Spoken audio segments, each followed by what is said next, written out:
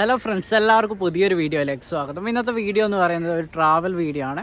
കുറച്ച് എപ്പിസോഡ് ഈ ഒരു തലശ്ശേരിയിലുള്ള കുറച്ച് കാര്യങ്ങൾ കാണിച്ചു തരാൻ വേണ്ടിയിട്ടാണ്.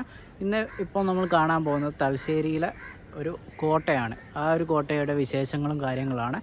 നമുക്ക് ഈ ഒരു കോട്ടയുടെ ഉള്ളും കാര്യങ്ങളൊക്കെ കാണാം. തലശ്ശേരി വേറൊരു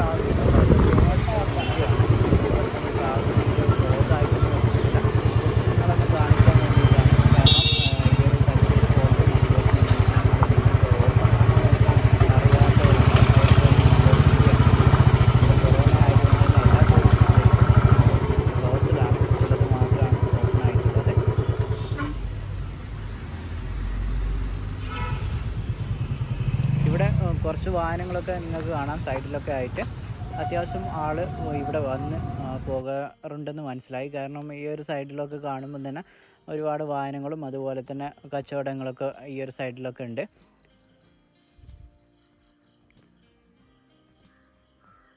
ഇവിടെ കാര്യമ്പോൾ തന്നെ സൈഡിൽ നമ്മളെ ഫോൺ നമ്പറും അതുപോലെ തന്നെ നെയിമും എഴുതിയിടണം.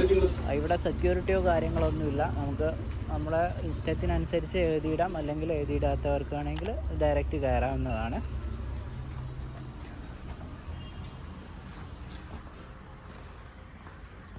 പിന്നെ ഒരു കാര്യം മനസ്സിലായെന്ന് പറഞ്ഞാൽ കാര്യമ്പോൾ തന്നെ മനസ്സിലായ ഇവിടെ ഒന്നും തീരെ വൃത്തിയാക്കുന്നില്ല എന്നുള്ളതാണ്. കാരണം ഈ ഒരു സൈഡിലൊക്കെ കാണുന്നുണ്ട് ഫുള്ള് ഇലകളും അതുപോലെ തന്നെ മറ്റുള്ള വേസ്റ്റുകളൊക്കെ ഈ ഒരു സൈഡിലൊക്കെ ഇട്ടിട്ടുണ്ട്.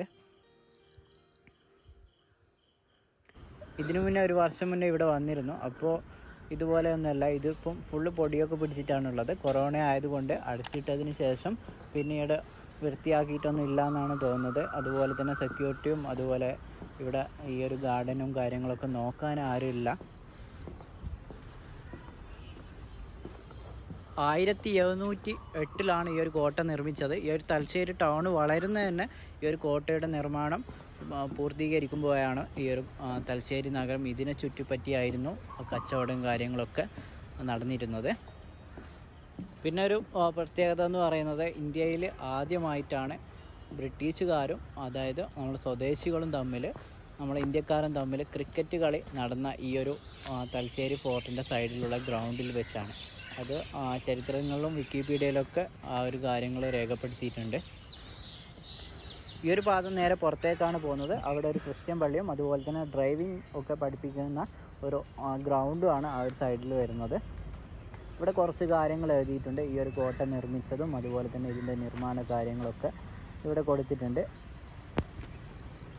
1683 കോഴിക്കോടിൽ നിന്ന് ഈ ഒരു തലശ്ശേരിയിലേക്ക് മാറ്റുകയായിരുന്നു കച്ചവടങ്ങളും അതുപോലെ തന്നെ ഇവരുടെ കോട്ടകളും ഇവരുടെ താമസങ്ങളും. കാരണം പെട്ടെന്ന് കടൽ മാർഗമുള്ള നിരീക്ഷണങ്ങളൊക്കെ പെട്ടെന്ന് മനസ്സിലാകുന്ന രീതിയിലാണ് തലശ്ശേരി ഈ ഒരു ഭാഗം സ്ഥിതി ചെയ്യുന്നത്. അതുകൊണ്ട് തന്നെയാണ് ഇങ്ങോട്ടേക്ക് മാറ്റിയത്.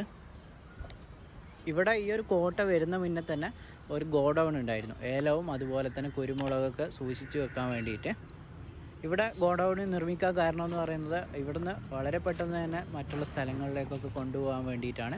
കാരണം അത്രയും കടലിനോട് അടുത്ത് സ്ഥിതി ചെയ്യുന്ന ഒരു സ്ഥലവും കൂടെയാണ്.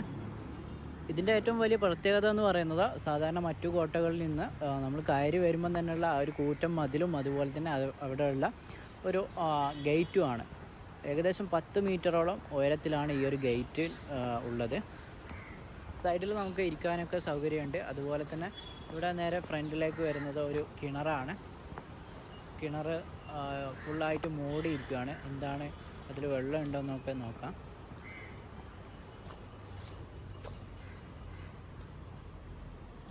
വെള്ളമൊക്കെ ഉണ്ട്. അത്യാവശ്യം എന്തോ ബ്ലാക്ക് കളറുള്ള വെള്ളമാണ്.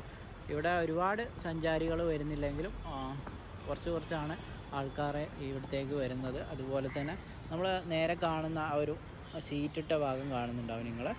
എന്താണെന്ന് ചോദിച്ചാൽ ഈ ഒരു സീറ്റിട്ട ഭാഗം നേരെ ഭൂഗർഭ അറകളാണ്. താഴോട്ടേക്കാണ് അവിടുന്ന് നേരെ അവിടെ റൂമും കാര്യങ്ങളൊക്കെ ഉണ്ട്. അതുപോലെ തന്നെ വലിയ മരങ്ങളൊക്കെ നിങ്ങൾക്ക് ഇവിടെ കാണാൻ പറ്റും. ഈ ഒരു ഭൂഗർഭ അറകൾ ഒരുപാടുണ്ടെങ്കിലും ഇപ്പോൾ നിലവിൽ ഒന്ന് മാത്രമാണ് നമുക്ക് കാണാൻ പറ്റുന്നത്. കാരണം സുരക്ഷാ പ്രശ്നങ്ങളാൽ മറ്റതൊക്കെ അടച്ചു കളഞ്ഞിട്ടുണ്ട്. ഇവിടുന്ന് നേരെ നമ്മൾ നോക്കിയാൽ ആ ഒരു സൈഡ് കടൽ കാണാം. അതുപോലെ തന്നെ ഇപ്പുറം ജനറൽ ഹോസ്പിറ്റൽ കാണാം.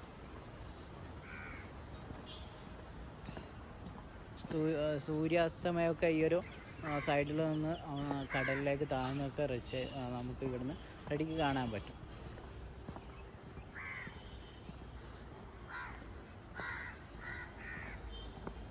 ഇവിടെ നിങ്ങൾക്ക് കാണാം, ഞാൻ പറഞ്ഞിരുന്നു നേരത്തെ, ഇവിടെ കൊറോണ ആയതുകൊണ്ടായിരിക്കും ഇതിന് മുന്നേ 1 വർഷം മുന്നേ വന്നിരുന്നു. അപ്പോൾ ഇതുവരെ ഇവിടെ ഒന്നും പുല്ലും ഒന്നും ഇതായിട്ടില്ല, പൊടിച്ചിട്ടില്ല. ഇവിടെ നിന്ന് നേരെ കാണുന്ന ഇതാണ് ഗവൺമെൻറ് ഹോസ്പിറ്റലാണ്, ജനറൽ ഹോസ്പിറ്റലാണ് തലശ്ശേരി. അതുപോലെ അങ്ങ് ദൂരെ കാണുന്നത് കടലുമാണ്. അത്രയും അടുത്തിട്ടാണ് ഈ ഒരു കോട്ട സ്ഥിതി ചെയ്യുന്നത്. ഇതിൻ്റെ ഉള്ളിലേക്ക് നേരത്തെ പറഞ്ഞു ഭൂഗർഭ അറകളുണ്ട്. അതിന് നേരെ നമുക്ക് റൂമുള്ള അറകളുമുണ്ട്. അതുപോലെ തന്നെ നേരെ പുറത്തേക്ക് പോകാൻ പറ്റുന്ന അറകളുമുണ്ട്. അതുകൊണ്ട് തന്നെ പെട്ടെന്ന് താഴോട്ടേക്ക് ചെയ്യാൻ നമ്മൾ മെയിൻ ഗേറ്റിൽ കൂടെ ഇറങ്ങേണ്ട ആവശ്യമില്ല. പക്ഷേങ്കിൽ ഈ ഒരു ഭൂഗർഭ അറ മാത്രമാണ് ഇപ്പോൾ നമുക്ക് കാണാൻ വേണ്ടിയിട്ട് പറ്റുന്നുള്ളൂ. മറ്റേതൊക്കെ സുരക്ഷാ പ്രശ്നം കൊണ്ട് അടച്ചതാണ്.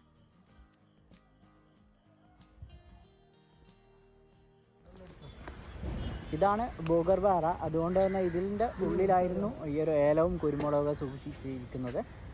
പിന്നീട് 1805 ഇവിടെ ബ്രിട്ടീഷ് നാണയങ്ങളൊക്കെ നിർമ്മിക്കാൻ വേണ്ടിയിട്ട് ഈ ഒരു ഭൂഗർഭ അറകൾ പിന്നീട് ഉപയോഗിക്കാൻ തുടങ്ങി. ഇവിടെ ഒരുപാട് പീരങ്കിയും അതുപോലെ തന്നെ ഇതുപോലുള്ള ഒരുപാട് സാധനങ്ങൾ നമുക്ക് ഇവിടെ കാണാൻ പറ്റുന്നുണ്ട്. ഇത്രയും കാര്യങ്ങളാണ് ഈ ഒരു കോട്ടയിൽ കാണാനുള്ളത്. നേരത്തെ പറഞ്ഞ 10 മീറ്റർ വരെയുള്ള ഈ ഒരു ഗേറ്റാണ് നിങ്ങൾ കാണുന്നത്. ഇവിടെയുള്ള സ്റ്റെപ്പിനൊരു പ്രത്യേകത ഉണ്ട്. ഒരുപോലെയാണ് 2 സൈഡും നിൽക്കുന്നത്. നിങ്ങൾക്ക് കാണാം, ഒരേ രീതിയിൽ 2 സൈഡും നമുക്ക് ഇറങ്ങാൻ പറ്റുന്നതാണ്. 5 മണി വരെയാണ് ഇവിടുത്തെ ടൈം. രാവിലെ 8 മണി മുതലാണെന്ന് തോന്നുന്നു, 5 മണി വരെ. ഇപ്പം അവിടെ ഒരു ബോർഡ് എഴുതി വെച്ചിട്ടുണ്ട്. കൊറോണയ്ക്കുള്ള മുന്നേ ഉള്ള സമയം ഇവിടെ എഴുതി ഒട്ടിച്ചിട്ടുണ്ട്, അതുകൂടെ നോക്കാം. അതുപോലെ തന്നെ നിങ്ങൾ ഈ ഒരു കോട്ടയുടെ സൈഡൊക്കെ കാണുന്നുണ്ടാവും. ഇവിടെ ആരും തിരിഞ്ഞു നോക്കുന്നില്ല എന്ന് തോന്നുന്നു, കാരണം അത്രയും കച്ചറയും കാര്യങ്ങളൊക്കെ സൈഡിലൊക്കെ കാണുന്നുണ്ട്. നോർമൽ ടൈം എന്ന് പറയുന്നത് 8 മണി മുതൽ അതുപോലെ തന്നെ 6 മണി വരെയാണ്.